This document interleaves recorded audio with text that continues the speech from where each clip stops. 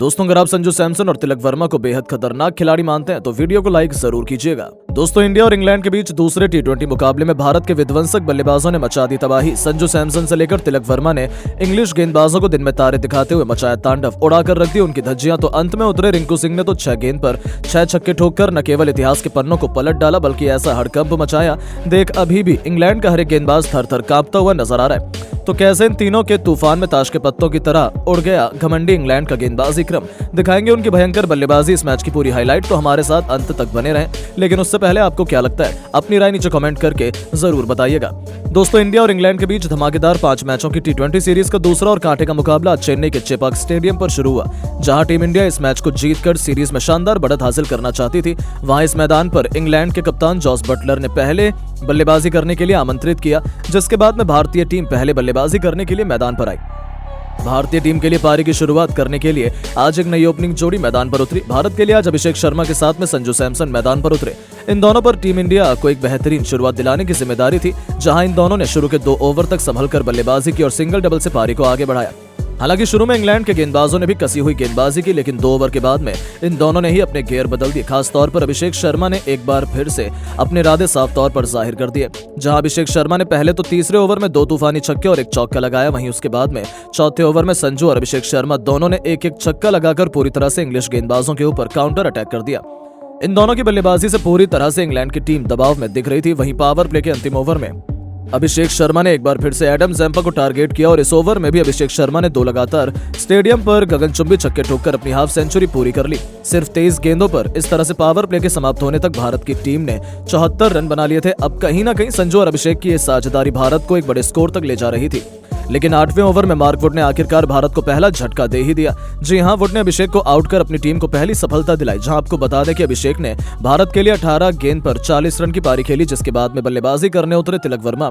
जहां तिलक ने जरूर आते ही कुछ बेहतरीन टाइमिंग भरे शॉट लगाए और 9वें ओवर में टीम के स्कोर को 100 रनों के पार पहुंचा दिया। आज तो तिलक भी काफी अच्छी लय में दिख रहे थे और कड़क शॉट खेल रहे थे।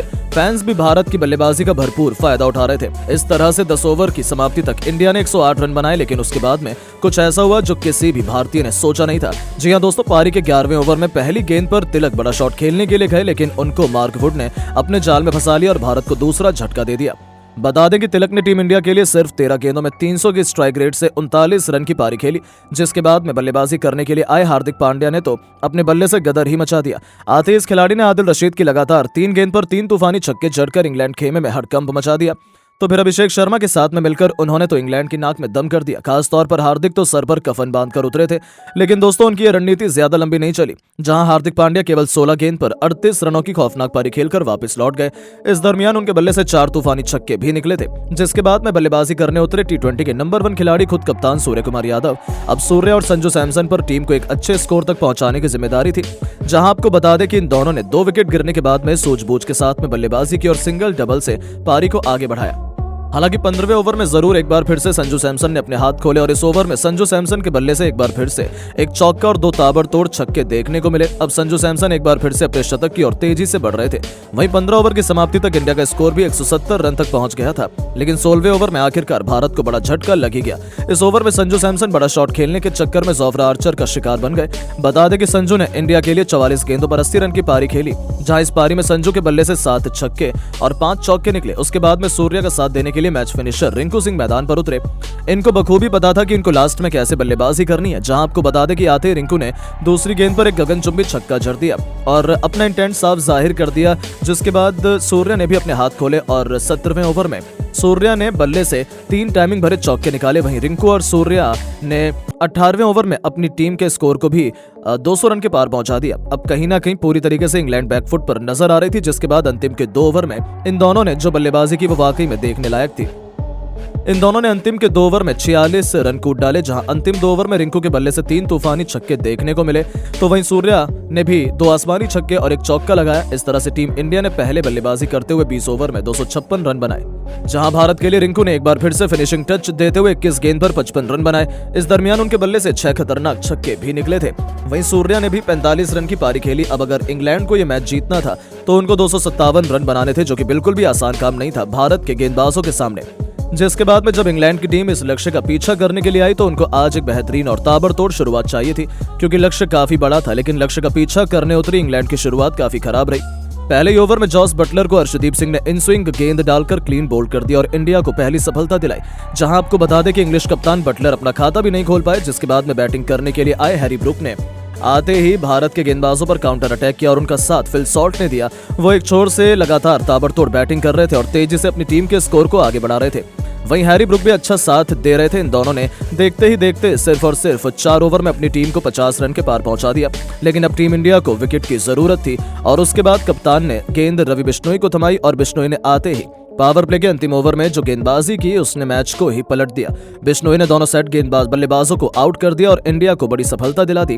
जहां सॉल्ट ने 18 गेंदों पर 40 रन बनाए, वहीं दूसरी और बल्लेबाजी कर रहे ब्रुक ने 8 गेंद पर सिर्फ 12 रन बनाए। इस तरह से पावर प्ले के अंदर इंग्लैंड की टीम ने 62 रन बना लिए, जिसके बाद जरूर लियम लिविंगस्टन और जैकब बेथेल ने कुछ अटैकिंग शॉट खेले और भारत के गेंदबाजी लाइनअप पर काउंटर अटैक करने की कोशिश की। खासतौर पर आज वो काफी अटैकिंग बैटिंग कर रहे थे और भारत के हर गेंदबाज के खिलाफ बड़ा शॉट खेल रहे थे। हालांकि इंडिया के पास में काफी रन थे। इन दोनों ने 10 ओवर तक इंग्लैंड की टीम को 100 रनों के पार भी पहुंचा दिया था। अब इन दोनों को कम से कम 15 से 16 की रन रेट से हर ओवर में रन बनाने थे, जो कि बेहद ही मुश्किल था। जहां 10 ओवर के बाद बड़े शॉट खेलने के चक्कर में इंग्लैंड के बल्लेबाज लगातार अंतराल पर भारत के गेंदबाजों के जाल में फंसते चले गए।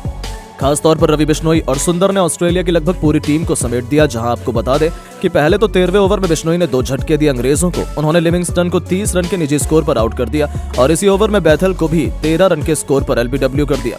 जिसके बाद 15वें ओवर में सुंदर ने 2 झटके और इंग्लैंड को दे दिए, जहां इंग्लैंड का पूरा बल्लेबाजी क्रम ताश के पत्तों की तरह बिखर रहा था। हालांकि उनके बल्लेबाजों ने लड़ाई तो लड़नी चाहिए, लेकिन वो अपनी टीम को सिर्फ 180 रन तक पहुंचा सके और भारत की टीम ने यह मैच बड़ी आसानी से एक तरफा अंदाज में जीत लिया। आपको बता दें कि यह सिर्फ एक प्रैक्टिस मैच था, बाकी रियल मैच दूसरा T20 बहुत जल्द खेला जाएगा, जिसे आप बिल्कुल भी मिस नहीं करना चाहेंगे। लेकिन दोस्तों, अब आपको क्या लगता है, इंग्लैंड के खिलाफ दूसरे T20 मैच में टीम इंडिया जीत हासिल कर पाएगी या नहीं? अपनी राय नीचे कमेंट करके जरूर बताएं और ऐसी शानदार खबरों के लिए चैनल को सब्सक्राइब जरूर करें। धन्यवाद।